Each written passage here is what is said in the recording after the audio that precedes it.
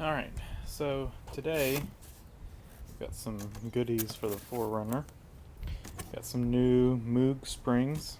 The rear springs are sagging. And we got some airbags to go inside the rear springs.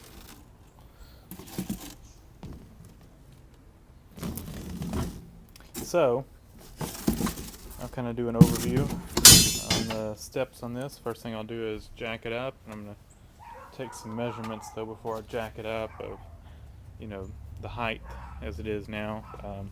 How much, I'll measure how much the springs, the stock springs are compressed, and probably just measure from the hitch to the ground. And then we'll take measurements afterwards to see how much it came up. And so I'm going to jack it up, take the wheels off, get it up on stands on the frame so I can let the axle drop. I'll take the lower shock bolts out, the lower, here. We'll take the spare tire down and get that out of the way. Then we're going to undo,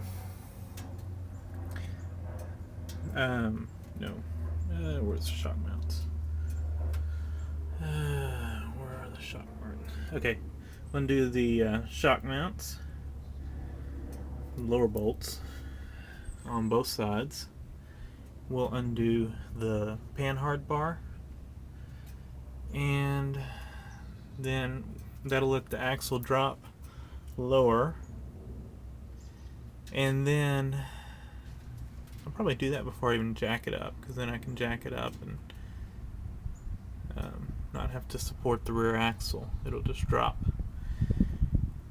because I can get up under here without it being on jacks just fine. And then we're going to have to cut some of this off, some of this bump stop, and hopefully by undoing all this we'll be able to drop the suspension. We may have to jack up one side to flex it to get the spring out, but hopefully then we'll be able to get the spring out without too much hassle. So, but the spare tire's got to come out. It's could probably do it without it, but it's kind of in the way. So I'll get started on it. So I guess I've made a lot of progress. Panhard bar right here, undid it, let it come loose. Shocks, as you can see, they're undone on both sides. I went ahead and did the sway bar mounts. The bolts or nut is up here.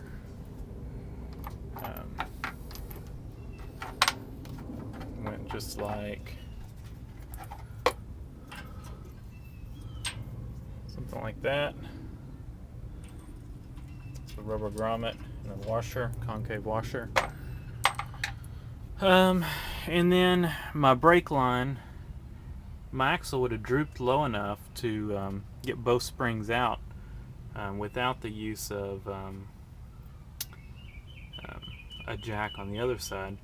But when I started letting down the axle before it got low enough, my brake line was too tight, so I had to jack it up a little bit to make sure I didn't put too much strain on the rubber brake hose, and also make sure your ABS wires are in good shape and it's not pulling tight on those either.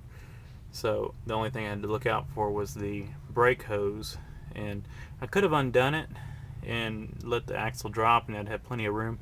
I really didn't want to have to re-bleed the rear brakes. So what I did instead is I left the jack under the middle to keep it from going too low, and I jacked up, you can jack up one side at a time. The center where the brake hose is, it'll stay the same distance, but over here it flexed enough to allow me to get the spring out and the bump stop. So for the air springs, we're going to have to cut off pretty much all of this. I'll reread the instructions, but I think it said to cut it right here. So we'll cut that out, and then we'll route the air hose through the top. You can route it through the bottom too, but I'd rather have it through the top. And then should be in pretty good shape. We'll pick up from there. I'm going to go ahead. I think I'll do this side, get this side completely done, and then, you know, put the jack over here, jack up this side, and get the passenger side spring and bump stop out. Now, just for comparison, here's the stock spring.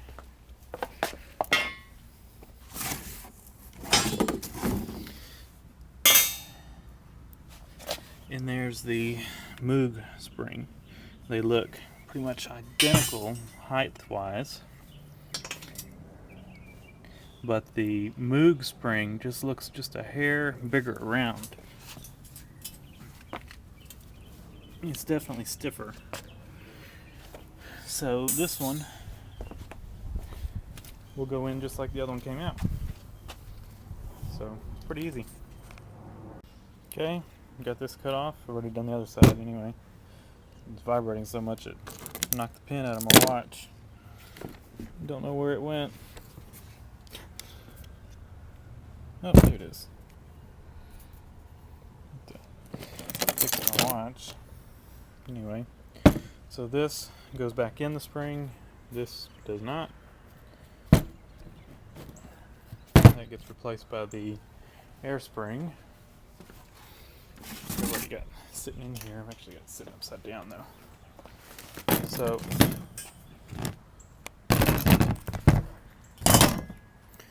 it just sets in there like that. This sets back on the spring like that, and you hook your air line up to that little nipple right here, and it goes back in the vehicle like that. I've already got this side in, as you can see.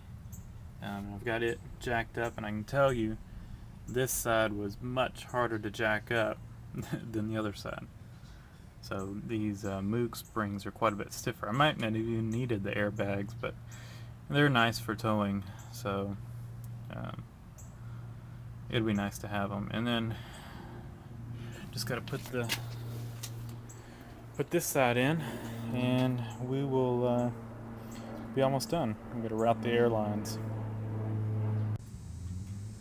So we've kind of got them in. Camera cut out, low battery, while I was installing the springs, but basically while it was down, you just slip them in there. Pretty easy.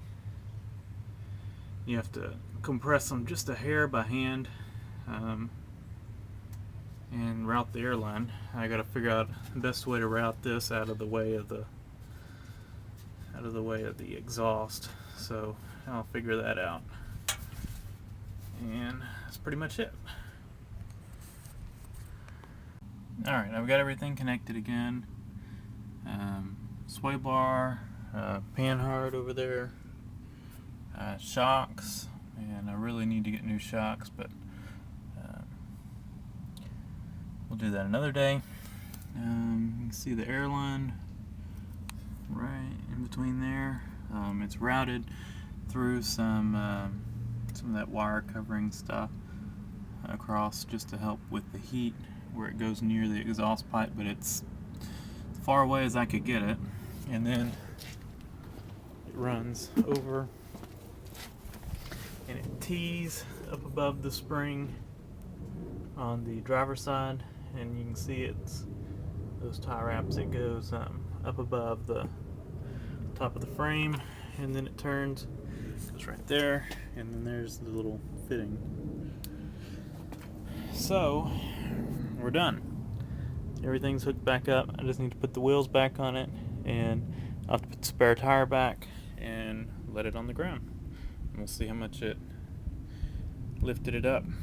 I'm not trying to lift it, just trying to get it back to stock height. So, without any air in the bags, it's up 2 inches, or almost 2 inches, 1 3/4. So that's pretty good. There it is. And we'll run probably about 5 psi unloaded in the airbags. It's kind of what they recommend with no load. And I think 35 is the max inflation. So for 5 psi, I'm just going to use a bike pump.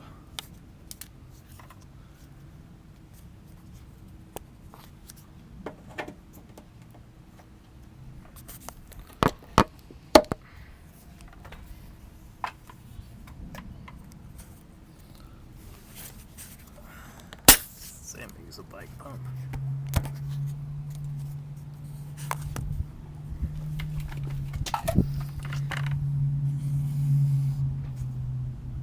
Well, maybe I'm not, because this thing kind of sucks. I thought it would show smaller increments. Well, let me go find a good tire gauge that'll go down to 5 psi. Okay. 5.5. It's good enough. And that probably didn't raise it any. It might have.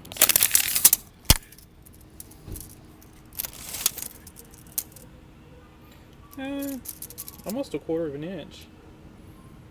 So it raised it about a 1/4 inch. Now it's exactly 2 inches. It was 15.5 before, now it's 17.5. It's exactly 2 inches higher. So, pretty good. I like it.